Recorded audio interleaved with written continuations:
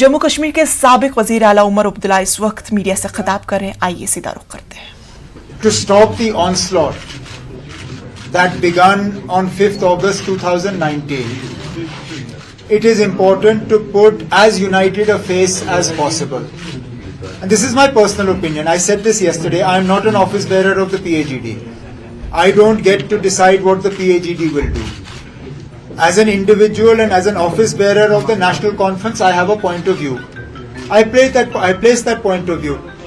I believe that it is important for Jammu and Kashmir that we put a stop to the detrimental changes that have been instituted in J&K after 5th August 2019. And the best chance for success in that is for the PAGD to fight together. But the ultimate decision obviously rests with the PAGD. They have to decide. I can't decide for them. It's a suggestion which is under your individual capacity. What if the political mainstream parties will contest elections individually? Where do you see the political prospectus there? Look, I don't want to speculate. I have never been one to give categorical answers to hypothetical questions. And given yesterday Mehbooba Mufti Sahiba's response in Jammu and also what Muhammad Yusuf Tariqami Sahab said yesterday afternoon or in the evening to Indian Express, I believe that there is a good chance that the PAGD will fight together. But ultimately it's a decision they will have to take. And again, all this is premature speculation. We don't know when they will have elections, if they will have elections. When they do, then we'll address these issues.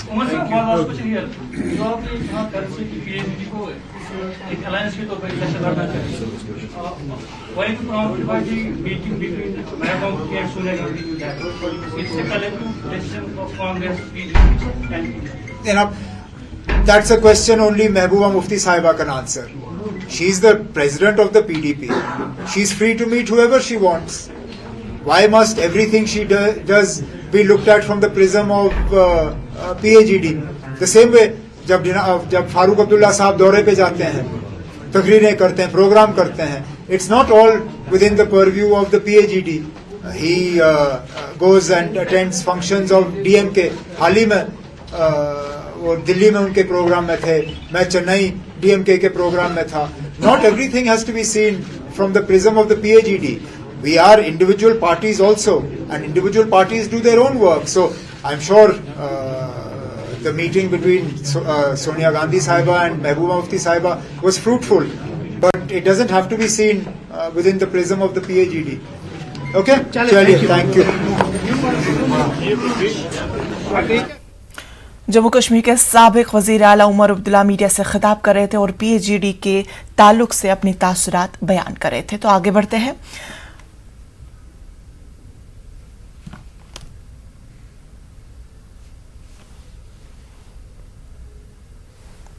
तो इस वक्त उमर अब्दुल्ला खिताब कर रहे थे media से। तो आगे बढ़ते हैं कि वजीर आजम नरेंद्र मोदी ने आसाम में कैंसर के 7 अस्पतालों का इफ्तिताह किया। इस मौके पर उन्होंने खिताब करते हुए कहा कि 2014 के बाद से शुमाली मशरकी इलाके में मुश्किलें कम हो रही है और हालात बदलते हुए नजर आ रहे हैं। अमन और सुकून को देखते हुए अफसफा को कई इलाकों से हटा दिया गया है।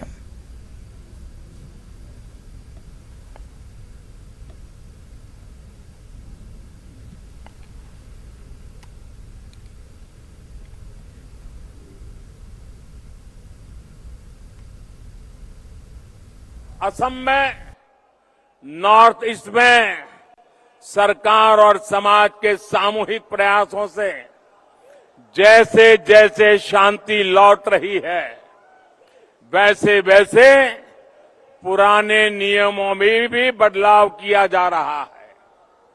लंबे समय तक arm forces special power act AFSPA north east के अनेक राज्यों में रहा है, लेकिन बीते 8 सालों के दौरान स्थायी शांति और बेहतर कानून व्यवस्था लागू होने के कारण हमें आप्सा को नॉर्थ ईस्ट के कई क्षेत्रों से हटा दिया है। बीते 8 सालों के दौरान नॉर्थ ईस्ट में हिंसा की घटना में करीब 75% की कमी आई है। यही कारण है कि पहले त्रिपुरा और फिर मेघालय से आपसा को हटाया गया।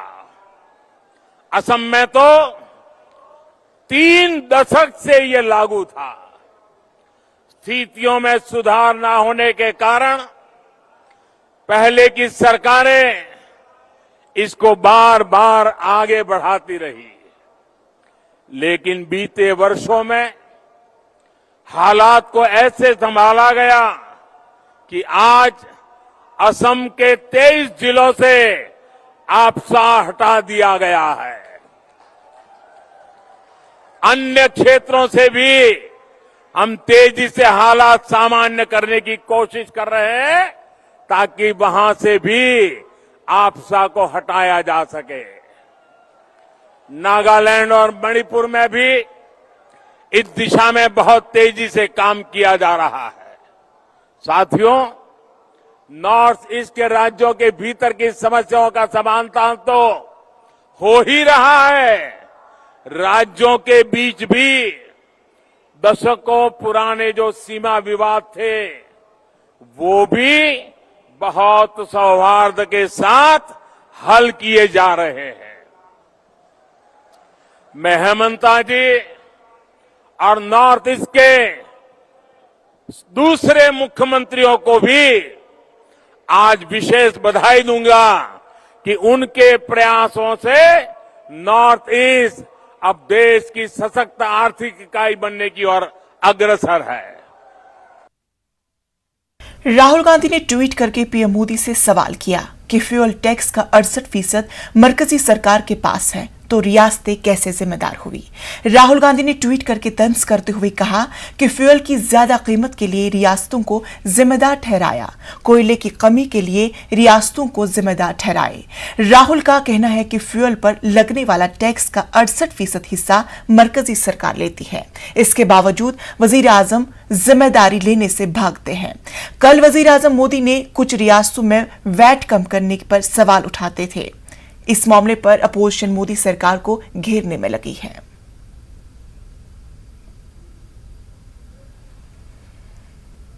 नागपुर में एनसीपी कारकुनान ने लाउडस्पीकर और महंगाई के मामले पर मरकजी सरकार के खिलाफ एहतजाज किया और सरकार के खिलाफ नारेबाजी की। एहतजाजियों का कहना है कि महंगाई आसमान पर है, लेकिन बीजेपी सरकार को अवाम की कोई फिक्र नहीं। गरीबों पर महंगाई की दोहरी मार पड़ रही है।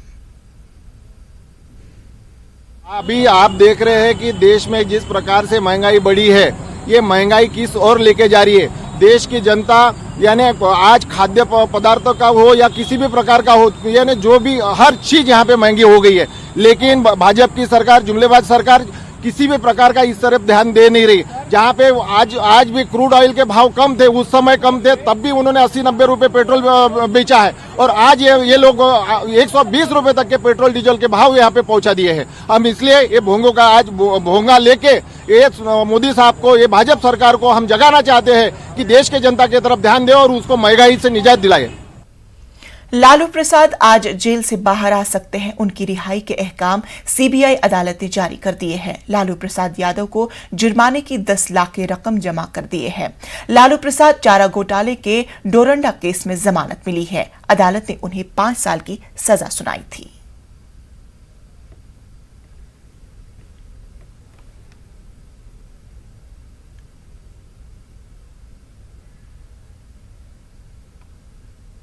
हिंदी जबान पर फिल्म अदाकारों के बीच शुरू हुई बहस में अब सियासतदान कूद पड़े हैं। कर्नाटक के साबिक वजीर आला सिद्धारमैया और कुमारस्वामी ने इस मामले में अपने अपने ख्यालात का इजहार किया। सिद्धारमैया का कहना है कि हिंदी कौमी जबान नहीं थी, उन्होंने कन्नड़ होने पर फख्र का इजहार किया। तो साबिक वजीर आला कुमारस्वामी ने अजय देवगन के ट्वीट को मजाकिया खेज बताया। कुमारस्वामी ने ट्वीट किया है कि अजय देवगन न सिर्फ तंग मिजाज है, बल्कि हिंदी पर कौमी जबान के रूप में उनका बर्ताव मजाकिया खेज है।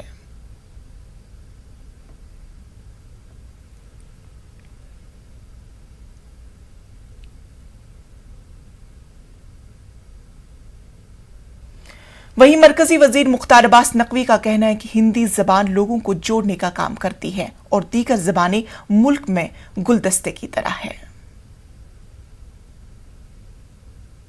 मुझे लगता है कि हिंदी जो है वो राजभाषा है, इसको तो किसी को कोई इनकार कर नहीं सकता। अब अगर कहीं उन्होंने कह दिया स्लिपट, कोई हो सकता है कि उनकी भावना रही हो कि राष्ट्रभाषा, मातृभाषा, तो वो अलग बात है। देखिए, हिंदी जो है वो किसी भी क्षेत्रीय भाषा, किसी भी अन्य भाषा पर डोमिनेट कभी नहीं करती। हिंदी जो है वो लोगों को जोड़ने का काम करती है, तोड़ने का काम नहीं करती। और जो लोग हिंदी से इतनी दूरी बनाना चाहते हैं, मुझे लगता है कि कहीं ना कहीं न तो हिंदी को समझना चाहते हैं, न समझ पाए हैं, और न हिंदुस्तान को।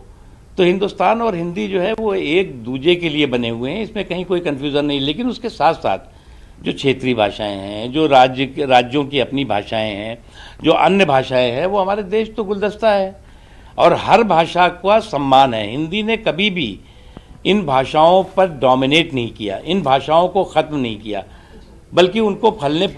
हिंदी पर किच्चा संदीप और अजय देवगन के बीच बहस में कर्नाटक के वजीर आला विश्वराज बोम्मई अदाकार किच्चा संदीप की हिमायत में आ गए हैं। बोम्मई के मुताबिक संदीप ने जो कुछ कहा है सही कहा है। इलाकाई जबान इंतहाई अहमियत की हामिल है क्योंकि रियासतों का कयाम लिसानी बुनियाद पर अमल आया है। उन्होंने मजीद कहा कि संदीप किच्चा ने जो कुछ कहा है इसे सबको समझना और एहतराम करना चाहिए।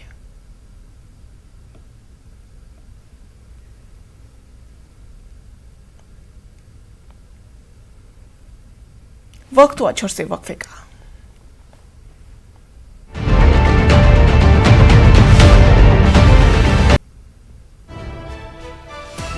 तो इस वक्त की बड़ी खबर आपको जम्मू कश्मीर से बता दें कि श्रीनगर बत्रा अस्पताल के करीब टला हादसा। मिलिटेंटों ने बत्रा अस्पताल के करीब लगाया था आईडी। काले रंग के डिब्बे में आईडी को किया गया था प्लांट। पुलिस की बम डिस्पोजल स्क्वाड ने आईडी को नाकारा बनाया। धमाके करके नाकारा कर दिया ईडी को। इलाके में सर्च ऑपरेशन जारी। इस वक्त की बड़ी खबर आपको बता दें कि बत्रा अस्पताल के करीब हादसे को टाला गया, यानी मिलिटेंटों ने बत्रा अस्पताल के करीब लगाया था ईडी। काले रंग के डिब्बे में ईडी को किया गया था प्लांट। पुलिस के बम डिस्पोजल स्क्वाड ने ईडी को नाकारा बना दिया। अब इस पूरे मामले को लेकर इलाके में सर्च ऑपरेशन जारी है। बहुत बड़ा हादसा टाला गया बम डिस्पोजल स्क्वाड की जानिब से। काले डिब्बे में बत्रा अस्पताल के करीब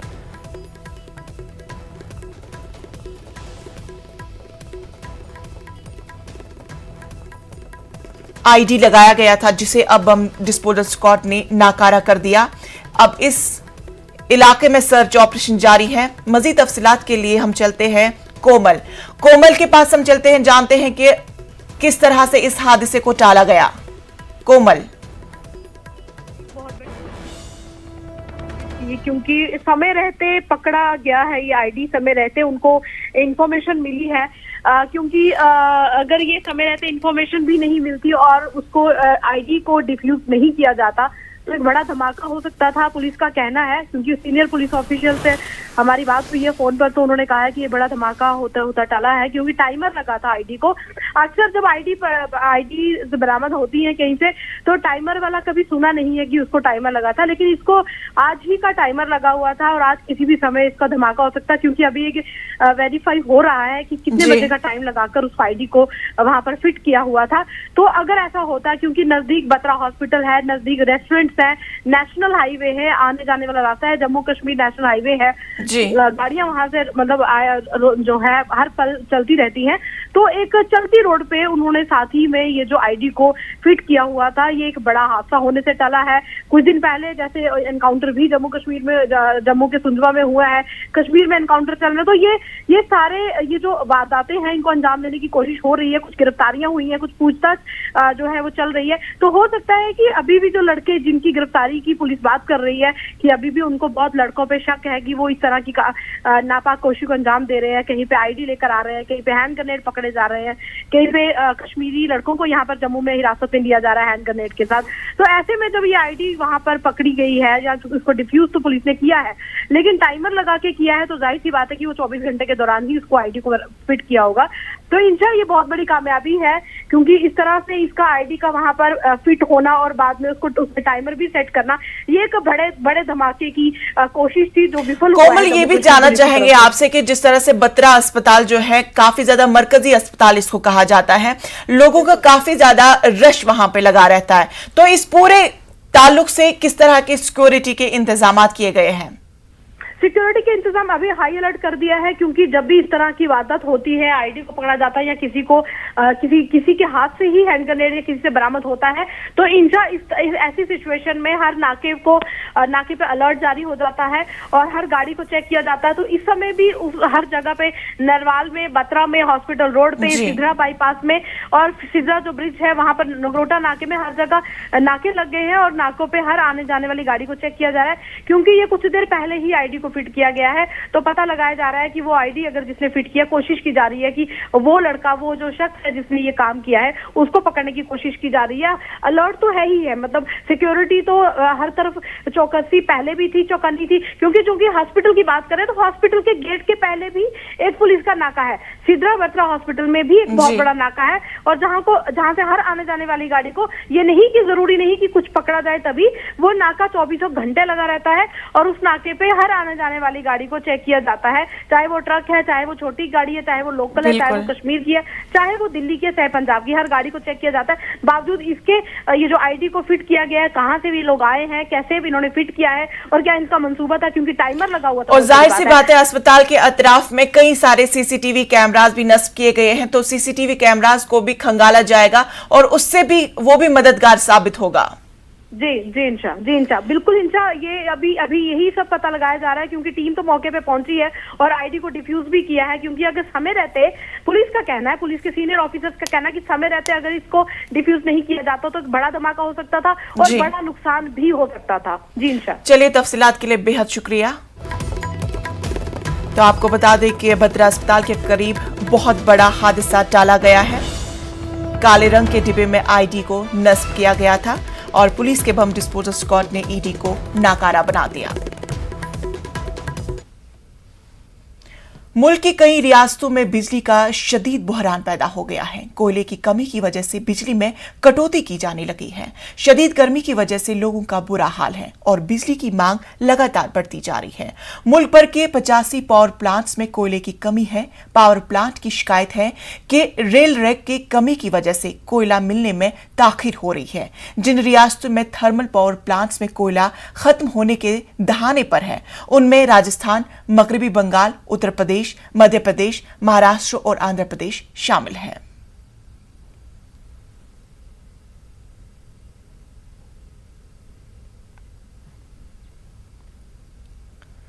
उमर अब्दुल्ला का कहना है कि सहरी और अफ्तारी के वक्त बिजली की कटौती की आम शिकायत मौसूल हो रही है। उन्होंने कहा कि इंतजामिया के पास ज्यादा बिजली दस्तयाब नहीं है, तो कम से कम सहरी और अफ्तारी के वक्त बिजली फराहम की जानी चाहिए।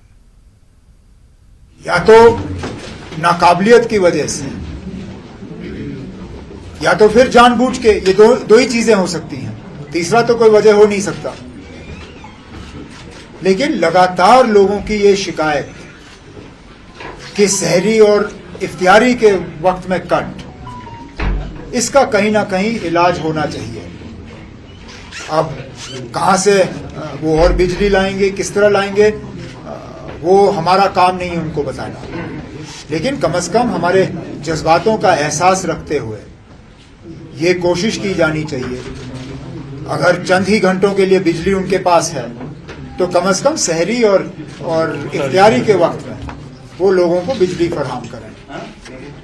सर, आपने कहा कि जानबूझ के, तो इसके पीछे क्या वजह हो सकती है अगर वो जानबूझ के ये सब करें? मैंने कहा या तो जानबूझ के या फिर या तो फिर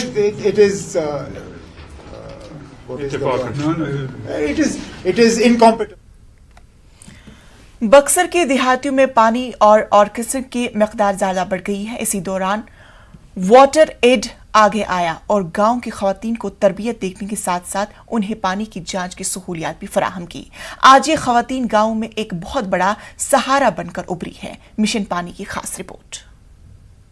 स्वच्छता और पानी,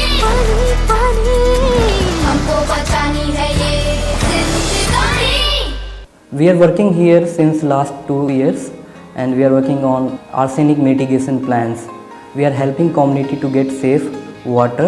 We are helping community getting the treatment plant from where the water is distributed to each household. We are helping community in getting the water filtration system at household level who are more affected with the arsenic.